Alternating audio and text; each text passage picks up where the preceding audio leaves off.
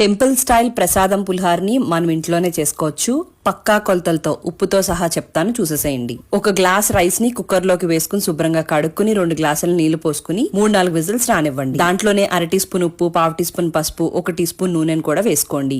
అలానే నిమ్మకాయ కన్నా పెద్ద సైజులో ఉన్న చింతపండుని వేడి నీళ్ళలో పోసుకుని నానబెట్టుకోండి. పాన్ లోకి 1 టీ స్పూన్ పచ్చిశనగపప్పు, 1 టీ స్పూన్ మినప్పప్పు, 1 టీ స్పూన్ ధనియాలు, 1/2 టీ స్పూన్ జీలకర్ర, 1 టీ స్పూన్ ఆవాలు, 1/2 టీ స్పూన్ మెంతులు, 2 ఎండుమిరపకాయలు, 1/2 టీ స్పూన్ మిరియాలను వేయించుకున్న తర్వాత స్టవ్ ని కట్టేసుకుని 1 టీ స్పూన్ నువ్వులను వేసుకుని పొడి కొట్టుకుని పక్కకు పెట్టుకోండి. ఉడికించుకున్న రైస్ అంతా కూడా పళ్ళెంలోకి వేసుకుని మధ్యలో ఖాళీ చేసి పెట్టుకుని ఈ దినుసులన్నింటినీ గ్రైండ్ చేసుకుని దీంట్లోకి వేసుకుని అలానే 2 కరివేపాకు కూడా వేసుకుని ఇవన్నీ కప్పేడేలాగా ఇలా పెట్టుకుని మూత పెట్టుకుని పక్కకు పెట్టుకోండి. నానబెట్టుకున్న చింతపండులోంచి గుజ్జు అంతా కూడా తీసుకోండి. రెండోసారి కూడా నీళ్లు పోసుకుని గుజ్జు తీసుకోండి. దీంట్లోకి ఇలా కట్ చేసి పెట్టుకున్న 2 పచ్చిమిరపకాయలు, 1 టీ స్పూన్ అంత ఉప్పు వేసుకుని స్టవ్ మీద పెట్టుకుని ఈ విధంగా దగ్గర పడేంత వరకు కూడా ఉడికించుకుని పక్కకు పెట్టుకోండి. పాన్ లోకి 3 టేబుల్ స్పూన్ నూనెలోకి 3 టేబుల్ స్పూన్ వేరుశనగ గుళ్ళు వేసుకుని దోరగా వేగిన తర్వాత 3 టీ స్పూన్ల పచ్చిశనగపప్పు, 1 టీ స్పూన్ ఆవాలు, 1/2 టీ స్పూన్ జీలకర్ర, గుప్పెడు జీడిపప్పులు, 3 పచ్చిమిరపకాయలు, 2 ఎండుమిరపకాయలు, 3-4 రెమ్మల కరివేపాకులు వేసుకుని వీటిని దోరగా వేయించిన తర్వాత ముందుగా ఉడికించి పెట్టుకున్న చింతపండు అంతా కూడా వేసేసుకుని 1/2 టీ స్పూన్ పసుపు, 1/2 టీ స్పూన్ బెల్లం, 1/2 టీ స్పూన్ ఇంగువని వేసుకుని